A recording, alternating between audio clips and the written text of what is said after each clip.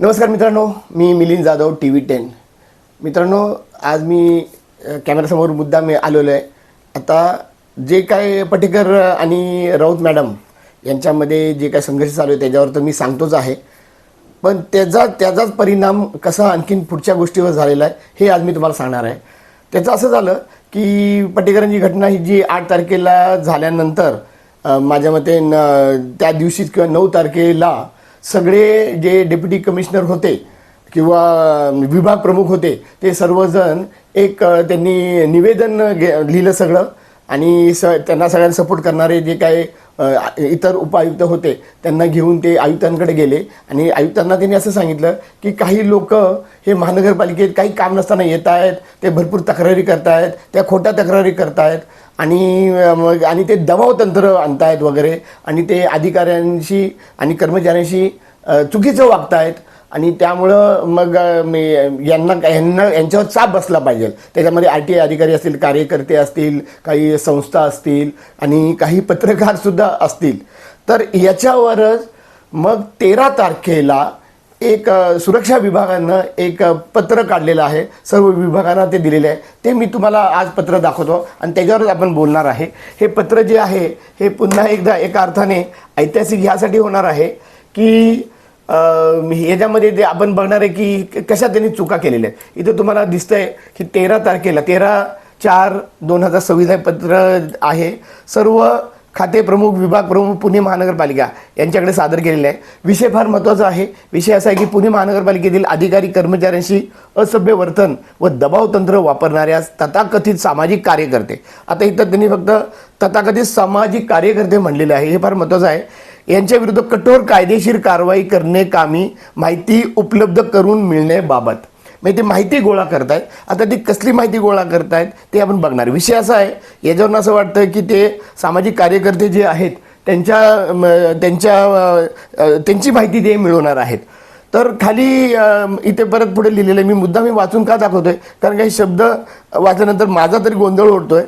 तर पुणे महानगरपालिकेचे विविध कार्यालय व अभ्यागत कक्षाकडे अधिकारी कर्मचारी यांच्या विरुद्ध खोट्या तक्रारी करून चुकीची कारवाई करण्याकरता गोंधळ घालून प्रशासकीय कामात हे फार महत्त्वाचं बघा, प्रशासकीय कामात वारंवार अडथळा आणून ब्लॅकमेल करणाऱ्या विरुद्ध योग्य ती कायदेशीर कारवाई करण्याकामी खालील नमूद व्यक्तींकडून खाली 9 व्यक्तींची नावं दिलेली आहेत. तुम्हाला दिसेलच इथं 9 व्यक्ती आहेत आणि तुम्हाला हेही दिसेल की सगळ्यात शेवटी श्री मिलिंद जाधव TV10 अर्थात मी. तर याच्यामध्ये त्यांनी लिहिले की खाली नमूद व्यक्तींकडून वेगवेगळ्या विभागामध्ये तक्रार अर्ज देण्यात आले आहे. म्हणजे ह्या 9 लोकांनी तक्रार अर्ज दिलेला आहे. सदर खालील नमूद व्यक्तींनी आपल्या कार्यालयात म्हणजे प्रत्येक विभागाला किंवा खाते प्रमुखांना विचारतात हे की आपल्या कार्यालयात दिलेल्या वेगवेगळ्या तक्रार अर्जाच्या प्रती एकत्रित गोळा करून सादर करण्याचे माननीय महापालिका आयुक्त यांचे आदेश प्राप्त झाले आहे. आता ह्यांचं असं म्हणणं आहे की आयुक्तांना असा आदेश दिलेला आहे जे सुरक्षा विभागाला की तुम्ही ते सगळे ती माहिती गोळा करा. आता मित्रांनो, साधारणतः हे जे आता अंतर्गत पत्र आहे त्याच्यावर मी येतोच पुरं, पण हे अंतर्गत पत्र जरी असलं तरी याच्यावर विषय असतो, त्याच्या अगोदर त्या संदर्भ असतो. ते इथं महापालिका आयुक्त यांचे आदेश. आता हे तोंडी आदेश आहेत का हा एक वेगळा मुद्दा आहे. जर त्यांनी आदेश दिले असेल आणि त्यांनी द्यायला पाहिजे, एवढी मोठी गोष्ट आहे तर ते द्यायला पाहिजे, कारण का सगळे खाते प्रमुख त्या कामाला लागणार आहे, ते महत्त्वाचं असायला पाहिजे. तर इथं त्यांचं आदेशाचं जे काही लेखी असेल ना ते वर तिथं द्यायला पाहिजे किंवा त्यांनी असं खाली म्हणायला पाहिजे की तोंडी आदेश दिलेला आहे. तर ही पहिली चूक आहे. पण सगळ्यात मोठी चूक अशी आहे की हे पत्र जे आहे हे गोपनीय, अतितत्वरीय म्हणजे अर्जंट आणि कॉन्फिडेन्शियल अशा अंतर्गत हे येतं. तर हे 13 तारखेला पत्र त्यांनी म्हणजे हे जे सुरक्षा विभागाने दिलेलं आहे, पण हे साधारणतः माध्यमांकडे हे जवळजवळ 12 तारखेलाच आलं होतं. त्यानंतर म्हणजे 13 तारखेला 14 तारखेला तर हे सगळ्या माध्यमांवर आलं होतं. मलाही मिळालं होतं वेगवेगळ्या आणि बऱ्याच वेळा मिळालं होतं. ते बऱ्याच वेळा मल्टिपल सर्क्युलेटसुद्धा झालेलं आहे. त्याच्यावर अर्थात म्हणजे आम्ही तर बातमी केलीच, आणि म्हणजे आम्ही म्हणजे जे काय ह्या चुकीच्या गोष्टीला सपोर्ट करत नाहीत, त्यांनी बातमी त्यावर केलीच. पण त्याचबरोबर काही पत्रकारांनी सुद्धा, पण माझ्या मते ते फार कमी आहेत, त्यांनी ही बातमी सुद्धा टाकलेली आहे आणि त्यांनी स्वतःचे आपले शब्द सुद्धा टाकलेले आहेत. पण त्या मुद्द्यावर आपण नंतर येणार आहे. मी जसं म्हणतो की मी जर जास्त मुद्दे घेतले तर तुमचा गोंधळ होईल. आज फक्त हे पत्र कसं बालिश आहे, बाळबोध आहे, याच्यावर आपण बोलणार आहोत. तर गोपनीय पत्र आहे हे. तर हे गोपनीय पत्र जर असेल तर हे पहिली गोष्ट म्हणजे बाहेर कसं आलं. कारण का जेव्हा म्हणजे साधारणतः काही लोकांना 17-18 तारखेला मिळालं, तर त्यावेळी काही लोक गेली सुद्धा. काही लोक महानगरपालिकेला आयुक्तांना भेटायला गेली की असं पत्र कसं काय लिहिलेलं आहे तुम्ही.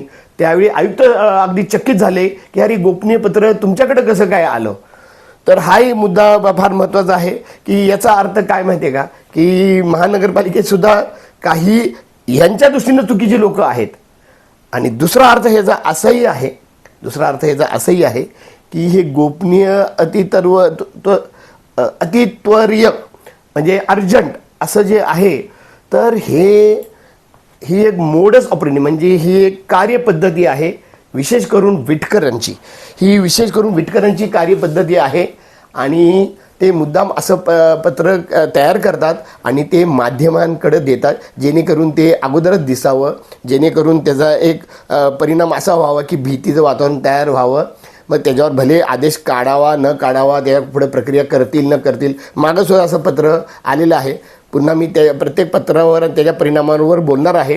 आज हे जे पत्र आहे, विशेष करून ह्या पत्राच्या खाली सही आहे विटकरांची, तीही आपण बघणार आहे. त्यामुळे मी म्हणतो की हे पत्र इतकं बालिश, इतकं मूर्खपणाचं आहे की माझा विश्वासच बसत नाही की आयुक्त ह्या पत्राला मान्यता देतील किंवा असं काहीतरी आदेश किंवा असं काहीतरी लिहिलेलं असेल.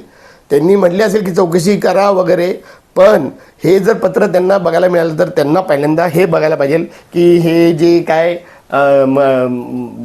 हे गोपनीय आहे, इथे बघा गोपनीय अतित्वरीय हे जे लिहिलेलं आहे हे बाहेर कसं आलं, याला कारणीभूत कोण आहे ते तर तुम्ही हुडका. तुमच्यातला गद्दार कोण आहे ते हुडका. का कुणीतरी याच्यावर सुद्धा राजकारण केलेलं आहे. आमच्याकडे पुरावा आहे. विटकरांचं काम आहे, हे विटकरांचं काम आहे आणि त्यांनी ते केलेलं आहे. पहिली गोष्ट म्हणजे ही जो तुम्हाला दाखवलं, आता हे खाली नावं आहेत आणि तुम्हाला हेही दाखवतो. मला बाकीच्या नावांमध्ये मी त्याच्यावर काही फारसं आत्ता बोलणार नाही आहे, तुम्हाला तिथं दिसतच असेल. पण 90 जे नाव आहे ते श्री मिलिंद जाधव TV10. त्यांनी मला इथं काहीही म्हणले नाही आहे, पत्रकार वगैरे काही म्हणले नाही आहे.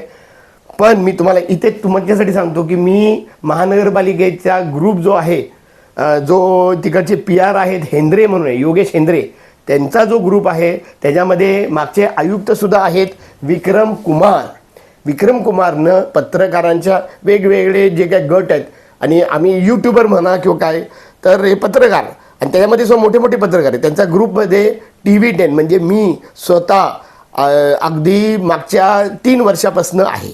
3 वर्षापासून म्हणजे विक्रम कुमार होते ना तेव्हापासून आहे. तर आणि अजूनही मला ते काढले नाही. अजूनही महानगरपालिकेतर्फे प्रेस नोट त्या सहित सगळ्या बातम्या मला येतात. शेवटची बातमी जी आलेली आहे ती माधव जगताप यांचं परिपत्रक आलेलं आहे. त्यांचं काहीतरी आकाश चिन्हाच्या संदर्भात, त्याच्यावर ते QR कोड सगळीकडे लागला असेल पाहिजे, त्याची माहिती असेल. हे मुद्दा मी यासाठी सांगतोय की माधव जगताप हे जे उपआयुक्त गेले होते रडत जे आयुक्तांकडे, की जसं पुण्यामध्ये एकदा मागं झालं होतं, शनिवारवाड्यामध्ये झालं होतं, काका मला वाचवा, तसे हे सगळे उपआयुक्त जे आहेत त्याचं लीड केले होतं जे आशा राऊत मॅडम आहेत. आणि विशेष करून जे आता म्हटलं की माधव जगताप साहेब, जे त्यांच्याकडं आता फक्त 1-2 खातीच आहेत, तर ते माधव जगताप जे आहेत ते प्रामुख्याने ते धरतायत, ते काय निवेदन आहे ते आणि आयुक्तांना देतात. त्यांचा फोटोही आलेला आहे. ते तर मी हेही म्हणलं की पहिला नियम तर त्यांनी त्या फोटोमध्येच तोडलेला आहे की त्यांनी त्यातल्या बऱ्याच जणांनी, सगळ्या HODंनी, विभाग प्रमुखांनी आय कार्ड घातलेलं नाही आहे. म्हणजे आणि ते आयुक्तांना देतात. आयुक्तांनी स्वतः आय कार्ड घातले नाही, पण आयुक्त काम तरी करतात. आणि आयुक्त स्वतःवर कारवाई करतील न करतील हा विषय वेगळा. पण ह्यांचं धाडस कसं की आयुक्तांना भेटायला त्यांच्या केबिनमध्ये जातात आणि आय कार्ड घालत नाही. तर हा एक मुद्दा आहे. आणि म्हणजे ते असं म्हणजे म्हटलं ना की पुण्यामधला हा दुसरा नारा आहे की काका आम्हाला वाचवा, राम काका आम्हाला वाचवा असे म्हणत हे सर्व जे उपायुक्त ते गेले होते. तर त्यांचं मला प्रेस नोट आलेली आहे. आता या पत्राचा दुसरा भाग बघूया आपण.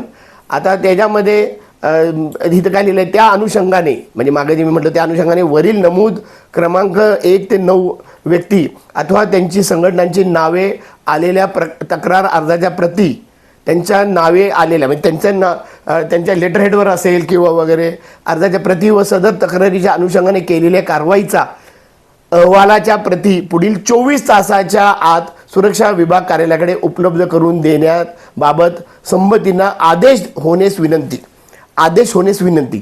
आता म्हणजे हे सुद्धा फार गोंधळाचं आहे. आदेश तुम्ही करताय आणि करताय तर कसं करताय, कारण का तुम्ही म्हणजे फक्त एक सुरक्षा विभाग आहे, तुम्ही दुसऱ्या विभागांना आदेश कसा करू शकता हा एक विषय आहे. तरी सर्व खाते प्रमुख, विभाग प्रमुख यांनी वैयक्तिक लक्ष घालून प्राधान्याने माहिती उपलब्ध करून द्यावी. खाली 2 सह्या आहेत, राकेश विटकर सुरक्षा अधिकारी पुणे महानगरपालिका आणि आशा राऊत उपआयुक्त सुरक्षा विभाग सहनियंत्रण पुणे महानगरपालिका. तर असं त्यांनी दिले. खाली प्रत महानगरपालिका आयुक्त कार्यालय, अतिरिक्त महापालिका आयुक्त कार्यालय आणि पुणे महानगरपालिका यांच्याकडे माहितीस्तव सादर प्रति सर्व खाते विभाग प्रमुख उपआयुक्त परिमंडळ 1 ते 5 वगैरे वगैरे. खाली इथं काहीतरी लिहिलेलं सुद्धा आहे, तिथं ते सहीमध्ये मला दिसत नाही. Shri Valmiki AO accounts officer, तर त्यांचंही तिथं शेरा आहे. असं हे पत्र आहे. तर हे पत्र पहिली गोष्ट म्हणजे फार गमतीशीर मला यासाठी वाटतं की हे मोडस ऑपरेंडी, मी जसं म्हटलं की हे जर गोपनीय आहे तर ते बाहेर पडायला नाही पाहिजे, पण ही राकेश विटकरांची पद्धती, कार्यपद्धती आहे ज्याला मोडस ऑपरेंडी म्हणतात. की असं काहीतरी पत्र काढायचं जे म्हणजे तू मारल्यासारखं कर, मी रडल्यासारखं करतो आणि ते मीडियामध्ये दाखवायचं, म्हणजे त्यांच्यापर्यंत पोचायचं सुद्धा. आणि मग त्याच्यावर जे आतलं अंतर्गत पत्र होतं त्याच्यावर काही कारवाई नाही झाली तर असं म्हणायला ते मोकळे. मी काय म्हणतो माहिती आहे का, हे पत्र एक आणखीन एक पुरावा असा आहे की हे विटकरांनी का लिहिलं मी म्हणतोय, कारण की हे फक्त 10वी पास किंवा नापास होणारी व्यक्ती असं पत्र लिहू शकतात. त्याच्यावर आशा राऊत मॅडमची सही आहे. आशा राऊत उच्च शिक्षित आहेत, उपआयुक्त आहेत, पण माझं असं मत आहे की त्यांनी ते न वाचता सही केली असावी. कारण का जर त्यांनी वाचलं असतं तर त्यांनी ते सगळा मजकूर बदलायला सांगितलं असता. याचं कारण मी सांगतो मित्रांनो, त्यांनी एका अर्थाने हे 9 जण आहे ना, त्यांची एका अर्थाने स्तुती केलेली आहे. त्यांचं म्हणणं असं आहे की हे तक्रारी घेऊन येतात, तर तक्रारी घेऊन येतात तर ते खोट्या तक्रारी असू दे, खऱ्या तक्रारी असू दे, त्या तक्रारी काय आहेत हे तुम्ही म्हणजे लोकांना तर कळू द्यात पहिली गोष्ट. आणि दुसरी गोष्ट म्हणजे त्या तक्रारीवर काही कारवाई केली का नाही. आणि सुरक्षा विभाग इथं असं म्हणत आहे की त्या खोट्या तक्रारी, जर त्यांच्याकडे ते संकलन आलेलंच नाही, त्यांना माहितीच नाही आहे, तर त्या खोट्या कशा ठरवल्या. आणि खोट्या जरी तक्रारी असेल तर त्याला तुम्हाला उत्तर देता येत आहे. आणि दुसरी गोष्ट म्हणजे ही सगळी जी 9 लोक आहेत, म्हणजे त्यामध्ये असंही म्हणलेलं की साध्या साध्या संघटनेची लोक आहे, त्यातला एक तर जो आहे तो महानगरपालिकेचा कर्मचारी आहे, तो माझ्या मते काय ते सुपरवायझर वगैरे म्हणून रिटायर झाला होता, तर त्याच्याबद्दलही आहे. म्हणजे हा तुमचाच माणूस आहे महानगरपालिकेचा, त्याला सगळी महानगरपालिकेची अंडी पिली सगळी माहिती आहेत. मग तो ब्लॅकमेल करत असेल तर ह्याचा दोष तुमच्यावरच येतो. बाकीची सगळी माणसं वेगवेगळी आहेत. मी पहिल्यांदा म्हटलं की फारसं मी त्यांच्यावर बोलणार नाही, कारण का ते प्रत्येकजण म्हणजे आपापल्या मुद्द्यासाठी भांडायला मोकळे आहेत, सक्षम आहेत. TV10 म्हणून मी सुद्धा तुम्हाला हे सांगतोय की माझं नाव तिथं कसं असायला पाहिजे, कारण का मी अधिकृतपणे महानगरपालिकेचा पत्रकार आहे, त्यांच्या ग्रुपवर आहे, त्यांचे प्रेस नोट येते आहे. जे काय जे राम काका मला वाचवा म्हणून गेले होते त्याचंही फोटो आणि सगळं माझ्याकडे आलेलं आहे. त्याच्यावरही मी बाईट टाकणारच आहे. त्याच्यावर मुद्दाही माझा असा की त्यांनी कुणी ऐकायला घातलं नाही, याच्यावर काय कारवाई करणार राम काका त्याने राम काकांनी सांगावं. तर असा हा मुद्दा आहे. तर हे पहिलं म्हणजे बाळबोध मला ते वाटतंय की त्यांनी काय केलंय की हे 9 जण जे तक्रारी घेऊन येतात त्याचं आता संकलन करणार आहेत ते, आणि त्या तक्रारी त्यांचे काय आहे आणि त्याच्यावर काय कारवाई झाली आहे असं ते विभाग प्रमुखांना विचारतात. म्हणजे इथंच कळू शकेल की जर त्यांनी काम केलं नसेल, पहिल्यांदा त्यांना सिद्ध करावं लागेल की ह्या तक्रारी खोट्या आहेत, तर त्या काय आहेत तक्रारी हे आपण बघूया. आणि मी माझी तक्रार तर सांगणारच आहे, आणि त्यानंतर त्याच्यावर काय कारवाई केलेली आहे. खोटे असतील तर तसं त्यांनी पत्र दिलेलं असलं पाहिजे त्या संबंधितांना, कारण का शेवटी काही का असेना एका नागरिकाची तक्रार आहे.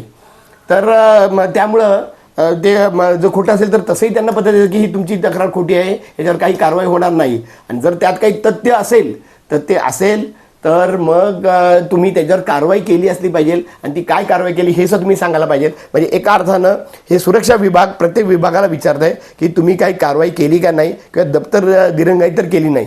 बऱ्याच तक्रारी तर सुरक्षा विभागाकडे आहे. आता मी त्याच्यावर मुद्द्यावर येतो की मी मिलिंद जाधव TV10 एकही म्हणजे तशी बघायला गेलं तर लेखी तक्रार अशी केलेली नाही आहे सुरक्षा विभागाकडं. मी सगळ्या ज्या लेखी तक्रार केलेल्या आहेत आणि मी निवेदनं केलेले निवेदनं, आणि कुठल्याही व्यक्तीच्या विरुद्ध नाही आहे.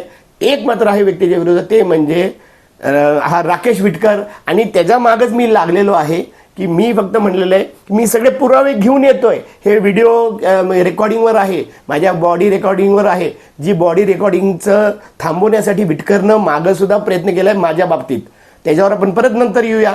पण मी थांबलो नाही. त्यांनी मला एक खोटं पत्र त्यावेळी सुद्धा दिलेलं आहे.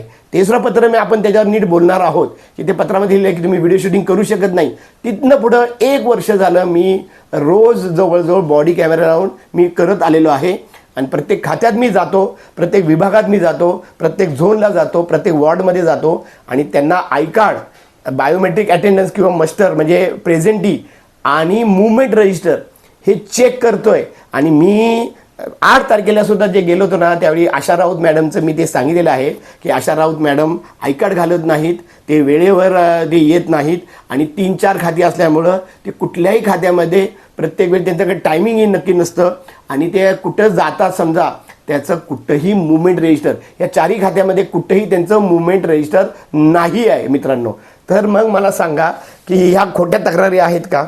बरं, मी मुद्द्यावर परत येतो की आशा राऊत मॅडमला मी कॅमेरासह तुम्हाला दिसतंय की त्यांनी म्हटले कॅमेरा बंद करा, शूटिंग बंद करा. असं म्हटल्यानंतर मी त्यांचं ऐकलेलं आहे. मग इथं म्हणजे मी त्यांचं ऐकतो आणि त्यांनी सुद्धा ते सांगितलं होतं, जे कॅमेऱ्याच्या मागं ते म्हणले होते की माझ्यावर भरोसा आहे ना, आणि मी भरोसा ठेवूनच. आणि त्यांच्या त्यांनी विनंती म्हटलेली आहे, पण ती विनंतीसुद्धा वाटत नाही, ती आदेशच वाटतोय जास्त करून. आणि ती धमकीसुद्धा वाटते. तर मी ते बंद केलं, आत गेलो. पण मी व्यवस्थित वागल्यामुळं म्हणजे त्यांची माझ्याकडे काही तक्रार नाही, माझी त्यांच्याबद्दल काही तक्रार नाही. पण इथे एक तक्रार त्यांच्याबद्दल आहे की मी गेलो होतो त्यांच्याकडं, जवळजवळ जे मी आयुक्तांकडे एक 15-16 निवेदनं दिली आहेत, वेगवेगळ्या विषयावर आहेत, वेगवेगळ्या खात्याचे आहेत. त्यातले 6 ते 7 तर सुरक्षा विभागाकडेच आहे. म्हणजे ह्यांना दुसऱ्या विभागाकडं माझ्या बाबतीत तर विचारायची गरज नाही आहे. तर मी तेच विचारायला त्यांना गेलो होतो की त्या ह्याच्यावर 6 महिने ते 10 महिने काय काय ह्याला उशीर झालेला आहे मित्रांनो. तेही मी तुम्हाला सगळं दाखवणार आहे. ते नंतर OSD म्हणजे ऑफिसर ऑन स्पेशल ड्युटी जे प्रसाद काटकर आहेत, त्यांनी सुद्धा सही करून एक पत्र जे सुरक्षा विभागाला पाठवलं आहे. आता मी म्हणतो आमच्या तक्रारी तर तुम्ही घेत नाही, पण तुम्ही तुमच्या अधिकाऱ्यांच्या तक्रारी घ्या. आयुक्तांच्याकडनं ते गेलेले आहे तिकडं अगोदर. आणि त्यानंतर OSD officer on special duty Prasad Katkar, जे स्वतः त्यांच्याकडे 3-4 खाते आहेत आणि कुठेही नसतात ते.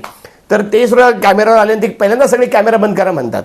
तर थोडक्यात म्हणजे काय की मी त्यासाठीच गेलो होतो. हे पत्र तुम्ही त्यासाठी काढलेलं आहे. आम्हाला विचारा ना, आम्ही आमचीही माहिती तुम्हाला देतो. कमीत कमी मी तरी माझी सगळी माहिती मी द्यायला तयार आहे. माझी सगळी माहिती माझ्या चॅनलवर ओपनली तयार आहे. मी कुठं कुठं गेलो होतो, मी काय बोललो आहे, मी काय काय विचारलं आहे, मी तिथं कुठल्या कामात अडथळा आणला आहे का नाही आणला, हे सगळं तिथं आहे पुराव्यानिशी. त्यामुळे तुम्हाला तुमचे खातेदार त्यांच्याकडे नसेल बिचाऱ्यांकडनं, ते कुठनं CCTV, त्यांच्याकडे CCTV नाही आहेत. बऱ्याच स्वतः राऊत मॅडमच्या केबिनमध्ये CCTV नाही आहे. सुरक्षा विभाग प्रमुख जे CCTV पुरवतात, जे त्यांच्या परवानगीनं CCTV लागायचं का नाही लागायचं हे ठरलं जातं, त्यांच्या स्वतःच्या केबिनमध्ये नाही आहे. आणि ते 132 म्हणजे सरकारी कामात अडथळ्याचा गुन्हा जे दावा त्यांनी केलेला आहे किंवा ते FIR घ्यायला विटकरांना पाठवलेलं आहे. तर ते सुद्धा ते अजून त्यांना सिद्ध करायचं आणि प्रूव्ह करायचं आहे. तर मित्रांनो, मला थोडक्यात हे म्हणायचं आहे की माझ्या बाबतीत तरी सुरक्षा विभागाला दुसऱ्या विभागाकडे जायची गरज नाही. माझे सगळे अर्ज त्यांच्याकडे आहेत. त्यांनी त्याच्यावर उत्तर द्यावं की त्यातलं कुठलं अर्ज तुम्हाला त्याच्यामध्ये तक्रार जी आहे ती खोटी वाटते का, विटकरांच्या बाबतीत विशेष करून विटकरांच्या बाबतीत तुम्हाला खोटी वाटते का. आणि त्याच्यामध्ये मी रेफरन्सेस दिलेले आहेत आणि साधे सुधे रेफरन्स नाहीत. 1-1, 2-2, 3-3 असे म्हणायला गेले ना तर 2 पानी रेफरन्सेस आहेत. 2 पानी मी रेफरन्सचे सगळे नंबर दिलेले आहेत. तर मित्रांनो, मला काय म्हणायचं आहे की हे पत्र किती बालिश आहे की आम्हाला भीती दाखवण्यासाठी काढलेलं आहे, गोपनीय असून ते बाहेर आलेलं आहे. तिसरी गोष्ट म्हणजे ते आयुक्तांचा ते आदेश आहे असं म्हणतायत, पण आयुक्तांचा कुठे रेफरन्स नाही आहे. म्हणजे आयुक्तांनी खरंच सांगितले का नाही का हा स्वतः विटकरांचा कारभार आहे, विटकरांनी सुरक्षा विभाग प्रमुखांना व्यवस्थित सांगितलं असणार, त्यांना पटवून सांगितलं असणार आणि त्यांना ते मान्य झाले, कारण त्या अडचणीत आहेत. कारण का तक्रार द्यायला ते स्वतः जाऊ शकले असतात, पण त्यांनी विटकरांना पाठवलेलं आहे. त्याच्यावर परत FIR तर आपण भरपूर वेळा बोललेलंच आहे, पण हे सगळं एकमेकांना लिंक्ड आहे आणि हे सगळं काम विटकरांचं आहे. म्हणूनच इतकं तकलादूक आहे. ते पत्र बघितल्यानंतर हास्यास्पद बालिश आहे आणि अशी कुठल्याही नागरिकावर बंदी आणता येत नाही. याच्यावर बंदी आणणार आहेत असं काही पत्रकार म्हणतायत आणि ते म्हणतात की ते लोकमत आहे, लोकांचं मत असं आहे. असे कुठले तरी नग जे पत्रकार असतात ना, की लोकांचं मत आहे असं सांगून स्वतःचं मत घुसवत असतात, स्वतःचे शब्द बसवत असतात. तसे नग म्हणजे काय, हिरा, असे हिरे असतात काय काय. तर ते सुद्धा तुम्ही ते बातमी बघू शकता. तर हे सगळं याला काय अर्थच नाही आहे आणि असं करता येत नाही, पण केलं तरी पण हे सगळे 9च्या 9 त्याला लढणार आहेत. ते आणि जे समजा त्यांचं जर खरं ठरलं तर तुम्ही त्यांना शिक्षा देऊ शकता. मी TV 10 पुरतं एवढंच म्हणेन की ज्यामध्ये जे काय आरोप केलेले आहेत किंवा ज्या आरोपावर तुम्ही आमच्यावर बंदी आणणार असाल तर ते आरोप आम्हाला सांगा. मला जर सांगितलं ना, याचंही रेकॉर्डिंग एक आहे की मी आयुक्तांना डायरेक्टली, महानगरपालिकेत सगळ्याच उच्च आहेत आयुक्त, मी आयुक्तांना सरळ सांगितलं आहे, आयुक्त साहेब हे विटकरांचं पत्र, हे त्यांचे पुरावे आणि त्यांना तर पाठवलंच आहे. ते तुम्हाला ती तारीखसुद्धा दाखवतो मी. आणि मी तोंडी बोललो आहे त्यांना की तुम्हाला मी ते पटवून सांगेन, एक अर्ज कसा महत्त्वाचा आहे आणि तिकडचं ते कसे पुरावे आहेत ते मी त्यांना पटवून सांगितलं. कारण की ते नवीन आहेत आयुक्त, त्यांना माहीत नाही आहे. तर आणि त्यांना हेही मी सांगितलं की तुम्हाला जरी पटलं आणि तुम्ही असं म्हणलात की मी काही करणार नाही किंवा काही करू शकत नाही, एवढं जरी म्हणलं ना, तर मग मला त्याच्या पुढे जायची गरजच नाही. मला जर पटलं ना एकदा की तुम्हाला सगळं देऊन सुद्धा तुम्ही करत नाही, म्हणजे तुम्ही त्यांना सपोर्ट करता, मग आता आयुक्तांच्या पुढे कशाला जात बसा. किंवा त्याची लढाई वेगळी असेल, पण आता महानगरपालिकेपुरतं मग माझं जाणंच तिथं व्यर्थ आहे. तर मग मी कमीत कमी तेवढ्यापुरतं TV 10 तेवढ्यासाठी सोडीन, महानगरपालिकेत जाणं सोडीन आणि जमलं तर, कारण का महानगरपालिका पूर्ण पुण्याला कंट्रोल करते, पुण्यातलं काही सुधारणा होत नाही, पुणे सुद्धा सोडायला तयार आहे मी. असंही मी ते म्हणलेलं आहे. तो व्हिडिओ सुद्धा तुम्ही बघा. याचा अर्थ असा आहे की नागरिकांचं जर ऐकतच नसतील महानगरपालिका, नागरिकांना जर येऊनच देत नसेल, कुठलाही प्रश्न विचारत असेल तर त्यांना अडवत असेल, धमकावत असेल, हे पत्राचा अर्थच तो आहे की ह्या 8-9 जणांना जर धमकावलं आणि त्यांना बंदी घालण्यात ते यशस्वी झाले, तर मग बाकीचे नागरिक जे आहेत ते साधे नागरिक आहेत. ह्याच्यामध्ये असं सुद्धा मुद्दा असा आहे की जर पत्रकारांचं ऐकत नाहीत, हे कार्यकर्त्यांचं ऐकत नाहीत, हे अध्यक्ष, काही समजा छोटी संघटना असेल संघटनेच्या अध्यक्षांचं ऐकत नाहीत, हे समजा जे दिव्यांग आहेत, महिला आहेत, महिलांचं ऐकत नाहीत, तर मग ते सामान्य नागरिकांचं कसं ऐकत असतील. तर हा एक मुद्दा आहे. तर मी सगळे ते रेकॉर्डिंग तर तुम्हाला सांगितलंच आहे. आता नागरिकांनी ह्याच्यावर विचार करायचा. मित्रांनो, नागरिकांना असं वाटतं की चला हे आज वेळ TV 10वर आलेली आहे, आज वेळ पट्टीकरांवर आलेली आहे, तर तुमच्यावर येणार नाही, तर ही उद्या तुमच्यावर सुद्धा येणार आहे. सगळ्यात महत्त्वाचं म्हणजे नागरिकांनी याच्यामध्ये सहभाग घ्यायचा आहे आणि घेतलेला आहे. तर नागरिकांनी भ्रष्टाचार होऊन देऊ नये. मला तर असं वाटायला लागलं की नागरिकांनाच भ्रष्टाचार हवा आहे आणि दुसरे कोण आहेत की ज्यांना भ्रष्टाचार हवा आहे, ते म्हणजे पत्रकार. त्यामुळं तर मी म्हटलं नाही, ते एका पत्रकारांनी जे म्हणजे लोकांचं मत आहे असं म्हणून स्वतःचं मत घातलेलं आहे, असा एक हिरा आहे. तर असं पत्रकार जर असतील तर मला पत्रकार म्हणूच नका. माझ्यासाठी पत्रकार ही शिवी आहे, मला लाज वाटते. पण मी मात्र माझं काम करत राहणार. त्याला तुम्ही काही नाव दिलं ना तरी मी माझं काम करत राहणार, महानगरपालिकेत जाऊन किंवा महानगरपालिकेच्या बाहेर. मी मिलिंद जाधव आणि तुम्ही बघत आहात TV 10.